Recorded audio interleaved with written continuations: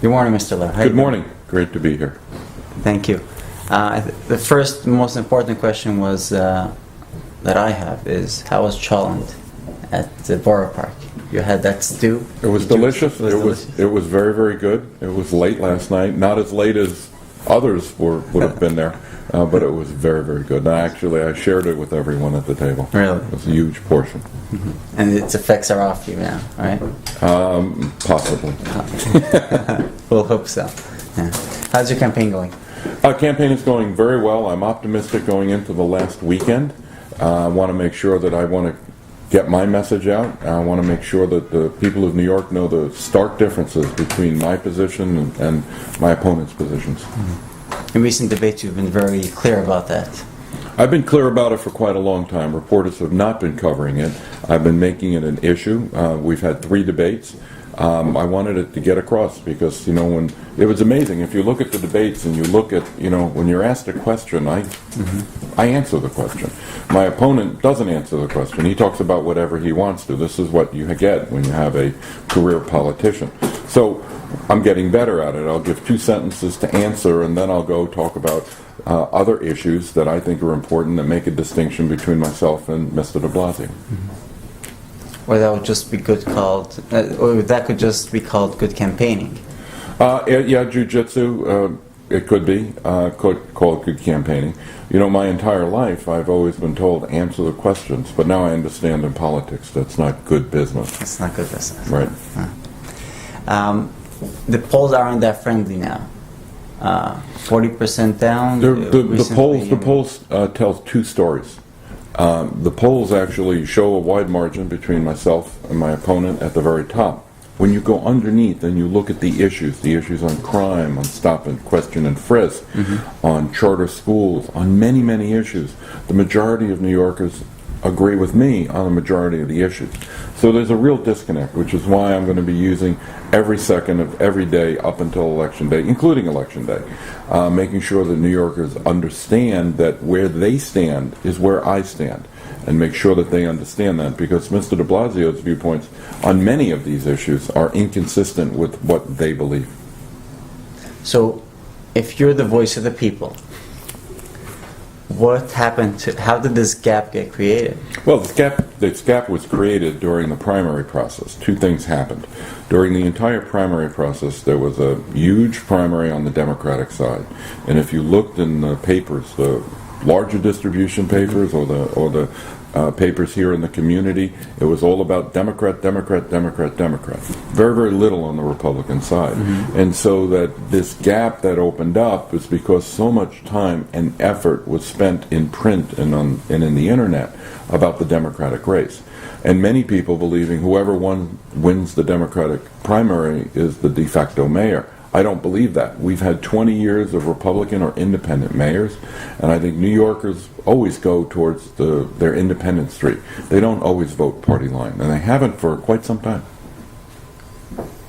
What result do you envision on Election Day? I think Election Day is going to be a very long night. I think as the results come in, it will be much closer than people believe, and I'm optimistic going into Tuesday night. Okay, let's talk a little about issues. Sure. Campaign's not only what's at stake in the city, right? We're in Crown Heights. Let's start with small businesses, which is always a big deal, not only here but everywhere. Everyone's mentioning them. Everyone's saying they will help them, but I speak to some of them, and they're saying they don't see anything in sight. Well, they don't see anything in sight because it's getting worse and worse and worse. The government of the city of New York now is using small businesses like an ATM machine. Every time they need more money, they send inspectors out. And when the inspectors go out, you see inconsistent administration or application of the regulations. And then you see not only the dollar amount of the funds, which have gone up 4 and 5 times, 400%, 500% over the last 5 or 6 years. You're also seeing the volume of ticketing go up. And quite honestly, it's driving small businesses to a point where they can't hire more people. They're not as profitable as they used to be. And I believe, as I've said this publicly during the campaign, it's harassment. And, if they want to see any vision in sight, I've talked about the need to redo our regulations. New York City does regulations the following way. They have regulations, and then they put regulations on top, and then regulations on top. At some point, somebody with common sense has to come along and say, let's evaluate the regulations, let's streamline them, let's go back and figure out what we need to move forward in the 21st century. We have so many regulations that are inconsistent with our times, but they're still on the books. Let's get them off the books. Let's make it simpler. I will do that. I will also make sure that our inspectors are properly trained, and I want small business people to have access to all of the regulations in a clear, concise way. Online, they can see it. Anytime a new regulation comes along, or an interpretation of an existing regulation happens, I want that to be pushed out to the small business community, using social media, using the internet, using whatever forms of communication you can, because it is very, very important that we enhance communication with small business. Why? Small businesses are the area of highest growth in the city of New York. They are creating more jobs than any other business in the city, and it's happening outside of Manhattan. And so, when you look at what's going on here in Brooklyn is on the ascendancy. More people are moving here, more jobs are being created here, and therefore we need to focus on the boroughs outside of Manhattan, because that's where the growth is going to come from. Speaking of regulation, the health department has been really breathing down restaurants' backs, if you will. On one hand, you have that grading system, letters, right. the letters that people find positive, and it sounds great. On the other hand, they're complaining that they're not able, they have no leeway to operate. Well, one of the things that I want to do is also create what's called a cure period. So if someone comes in, unless they believe it is absolutely detrimental to the health of the patrons, that if there's a crack in the tile, that's a violation of under New York City Code, having a crack in the tile. They give you a fine right away. Why don't they give you 3 or 4 days cure period? Then you can fix it so you don't pay the fine. The biggest problem that restaurants are having now is they go in and they're coming out with $19,000 and $20,000 in fines immediately upon the folks leaving, without any opportunity to fix the problem. It could be as simple as being, the refrigerator, during the times when it's open and closing and open and closing, the temperature will rise, and inspectors are showing up right at the peak time of the day. And it's unfortunate because they have to shut down their business. They can't provide service to the patrons and their customers. So, quite honestly, we need to do something to make this a more business-friendly city. I mean, the current administration is not small business-friendly at all. So, with affordable housing, for example, how different is your plan than what's currently happening? Look, what's different in my plan is that I will create financing approaches. There are two sides to it. For the first 5 years, when I came back to New York after getting my graduate degree, I financed low and moderate income housing here in New York, as well as in Connecticut and Massachusetts. So I have the experience to be able to build the housing. I've done it before. I know how to put those programs together. But the biggest problem is, where are we going to put the housing? What are we going to do? It's the financing side's easy, to find an incentive to developers and not-for-profits to build it. So here are a couple of ideas. Number one, right now there are state agencies and state authorities who have surplus property all throughout the city of New York. The Long Island Railroad has extra track space that they haven't used in 50 to 60 years. As mayor, I want it, and I want it specifically to build affordable housing. It's here in Brooklyn as well as in Queens. Also, and I will work with the governor to be able to get that property. On the federal level, the U.S. Postal Service is saying that they want to close down post offices all throughout the United States. 35 of them are targeted here in the city of New York. What they want to do is they want to put it out for bid, and it'll become market rate housing. Not while I'm mayor. I want it. I will work with our congressional delegation. I will work with the senators from New York to make sure that the city of New York gets the property. We'll probably have to pay for it, but I want to make sure that it is targeted specifically for affordable housing. And I want to make sure that affordable housing is for low and moderate income families here in New York. I don't want affordable housing to be affordable for those people who afford it. But we have to stop the games that are going on here with words, because Years ago, it used to be called low and moderate income housing, and then something happened. All of a sudden, it changed, and it became affordable housing. And it's a trick on the people, because the affordable housing is not affordable to low income people. It's only affordable to those who can afford it. And we have to be honest with New Yorkers. We have to be honest with the people. Overall, I apologize for this. And make sure that we actually do what we say. I've proposed in the next 4 years to have 150,000 units of affordable housing, 60,000 of which will be brand new housing, 90,000 of which will be renovated and restored housing that's currently dilapidated, so that we can have apartments of 150,000 over the next 4 years. I'm very serious about affordability.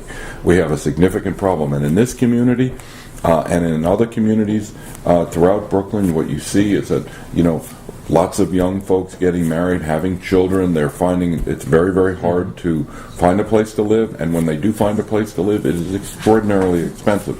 So we need to find more in different areas to be able to move our young folks, so that they have an opportunity to raise their families. We're in Crown Heights, and security is always an issue. On one hand, you say you're backing Ray Kelly as continuing to do what he's done. On the other hand, you do want to bring some kind of renewal or some kind of more innovation in the NYPD. Right. Ray Kelly provides innovation every single day, if not every single week. The reason why Commissioner Kelly has been so successful is because he doesn't develop a strategy and keep it forever. He keeps updating that strategy on a daily basis. Because with CompStat, you now see reports coming in every single day on every single crime in the city of New York, and it allows the commissioner and his team to evaluate their strategies and then determine how the officers need to be deployed and redeployed into areas of high crime. Ray Kelly will never get the credit I think he deserves. He's been slandered and slapped around by my opponent for issues that are really unfortunate. The fact of the matter is, his drop in crime, the number of people who are alive today because of what's been implemented over the last 20 years, going back to the Giuliani administration as well as the Bloomberg administration, has been extraordinary. When it comes to security in this neighborhood, we also have to understand how important it is when Ray Kelly came in immediately after 9/11 and his development of his anti-terrorism unit, and how fortunate we are that we have him. They have stopped 16 specific terrorist events that were planned in New York and to affect and basically kill New Yorkers.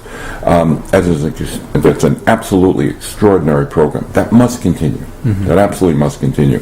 When I talk about changes, what I talk about overall is the one difference that I have in comparison to the current administration, one of many differences that I have, is that we need to communicate with the communities a lot more. As you mentioned, we are in Crown Heights right now. I hear so often that the people in Brooklyn believe they're the forgotten borough. And when I go to Queens, they say they're the forgotten borough. Same thing in the Bronx. People on Staten Island have been saying it forever. No, Manhattan, though. But never in Manhattan. There's a Manhattan-centric nature to this administration right now that is unfortunate. I was born in the Bronx. I live in Brooklyn. Unfortunately, I have to work in Manhattan, but I still live in Brooklyn, and I understand how important it is. I will start again having town hall meetings. The current mayor has stopped town hall meetings. Here's how they work. The city is broken up by community board. You pick one community board every single month. You do not skip a month. The mayor, deputy mayors, and all the commissioners in the largest auditorium that you can find, you invite the community. They will have more than ample time. It's not going to be ticketed. It's first come, first serve. Ask the mayor any question. You know what the most important thing of that event is? That the mayor gets to listen to the issues in the community.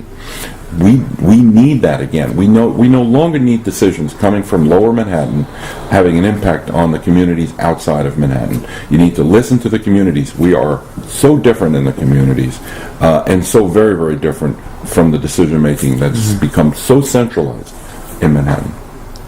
Going back to Ray Kelly, you're saying that he learned to adapt. It's interesting that you say that, because if you're looking for people to point at regarding involvement or connection to the 91 riots here in Crown Heights, I believe Kelly had more of a role play at the time than Mr. de Blasio. Let me correct you on that. Okay.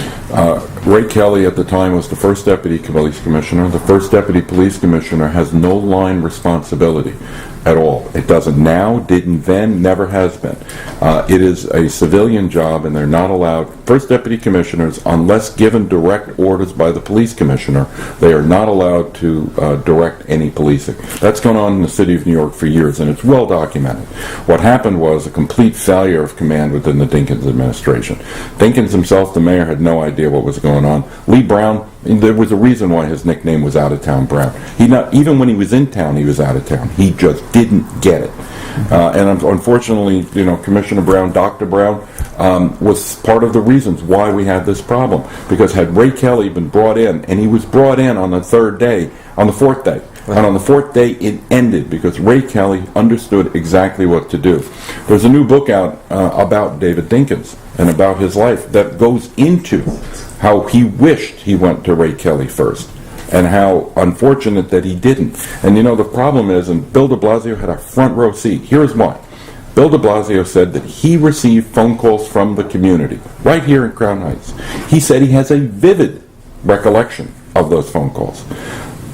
His boss, Deputy Mayor, did not testify under oath that no one told him about phone calls or any information from the community. He did this under oath to the Gigante Commission report. The fact of the matter is, I believe Bill Lynch when he said that, because I've known Bill Lynch for a long time, and I know for a fact he's not someone who is going to lie under oath, ever.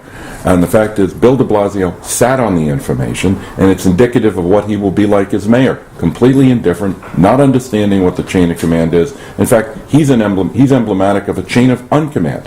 He sat on the information that was saying that bricks were being thrown down off the streets, that immediately after Yankel Rosenbaum was stabbed, that there were continued to have riots throughout the street, that all of this was going on. It was unsafe for all the communities and all the people who lived here.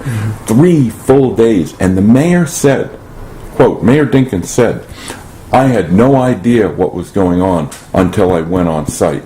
Well, you know what? We had telephones back then. We had television back then. We had beepers back then. We had all forms of communication, not like we have today with the internet. So for those guys to say that they didn't know what was going on, it is a failure of leadership. Bill de Blasio was part of that failure of leadership because he was given information and he sat on it. That's not what a leader does. Let's move on to MVP. Sure. How different is your policy than Mr. de Blasio about this issue?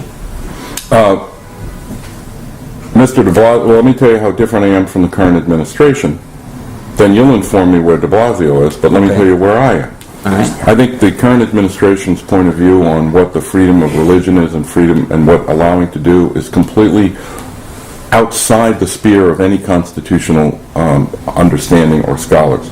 It is not the responsibility, under any circumstances, of government to interfere with religious practice. The original response from the Bloomberg administration was to use its police state powers and say, no, you can't do it. That's wrong. That's a violation of America's First Amendment. The second response was equally as offensive to me, in that they wanted you to sign on the dotted line, understanding what those rules are. Here's what I believe. The Department of Health can tell you what the risks are when you pick up your child. Immediately after the child is born and you take them home, you get a package. And inside of that package is lots of information. Inside of there will be the risks of MVP.